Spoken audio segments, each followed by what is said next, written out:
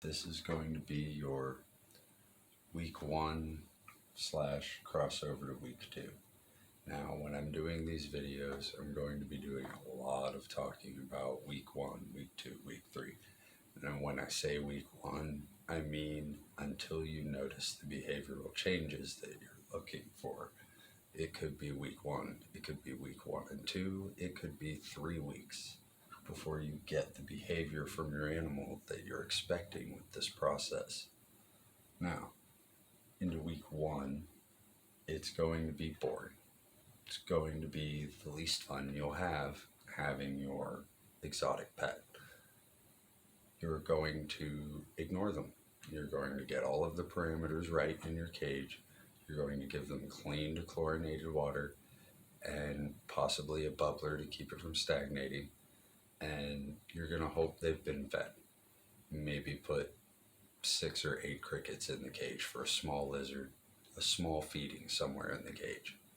But other than that, you're going to leave them alone for the first week until, like Echo is here even with me by the cage, when you're moving around and passing the cage and walking through and going about your daily process, they're not running away every time somebody makes a sound or every time somebody walks past the cage. If they're on their basking spot and someone walks by, they stay there. If they're sitting in the front of the cage or on their log back here on the cool side of the cage and somebody passes the cage, not necessarily walks up to the cage, but passes the cage, they aren't startled, they don't run away. Once you notice that behavior, you're done with what I call week 1. So week 1 is acclimation period. You leave them alone, close the door, and leave them be. Let them get used to the sounds of your house. Let them get used to the smells of your house. Let them get used to the environment you just introduced them to in whole. You don't even need to open the cage to feed them or change their water at this point.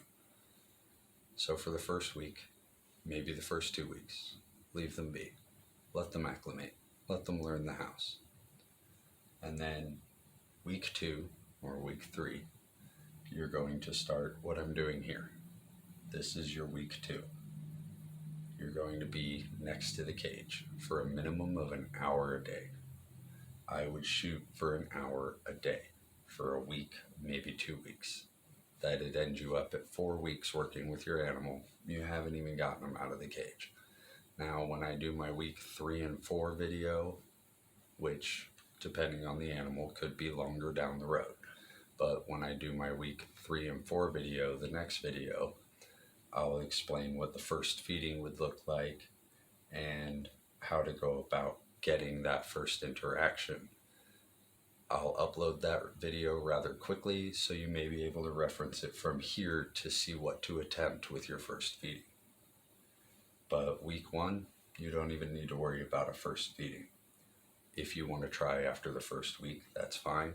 If you're getting the positive behavior, if they're sitting out and about and around the cage, then obviously attempt a feeding. Maybe you'll do the in the cage dish feeding or something for the first feeding, but you still want to try to associate the glove, and I'll demonstrate that. But week 1, leave them alone.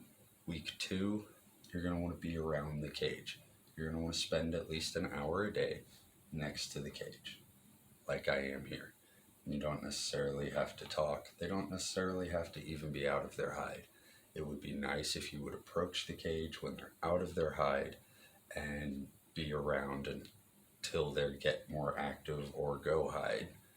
And then you spend an hour a day there. Even if they're hiding, they know you're there.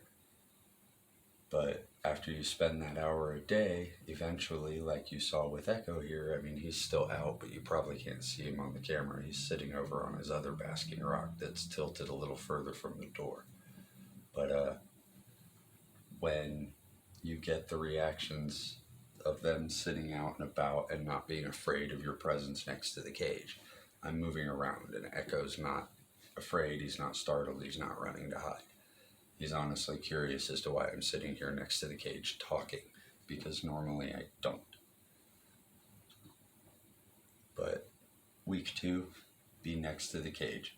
This may be, like I said, weeks 3 and 4, or week 2 and you only need to do it for a week. With Echo, it took longer than it took with Blue before I was actually handling and taming Echo. But Blue's a Savannah monitor, Echo's a Nile. 2 completely different temperaments just by species there. But you may have a Nile that's fast on the process. You may have a Savannah monitor that's slow on the process. Every animal's going to be a little different. It's just a matter of how long you have to use that stage in the technique before they respond. So your acclimation period is until they are out and about and not startled by movement in the room. And then this second acclimation period, after you attempt a feeding, and then until your next feeding. When you first get your animal, even when they're young and you're supposed to be feeding them every day, your feedings may be far apart. This is honestly better for them anyway. Most animals will reject the food, and having food loose in the cage can just be more stress, more for them to focus on. So I would attempt dish feedings once a week for the first 2 weeks. When you get into week 3, I'll demonstrate that when I do my week 3 video, but when you get into week 3, feeding will be more easily accomplished and you can do it every other day to every day.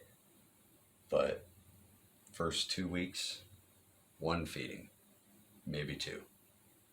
Feed them once a week for the first 2 weeks, maybe the first 3 weeks, and try to keep your influence inside the cage and how much you're opening the cage and changing their environment to a minimum. Be around the cage, be outside the cage, have that exposure, but make that cage safe. Let them feel safe in there so when you approach the cage, they aren't running away. Then when you go to open the door to interact with your animal, they aren't running away. So there's your weeks 1 and 2. Thanks for watching. I'm the Urban Dragon Trainer. Weeks 3 and 4 coming soon.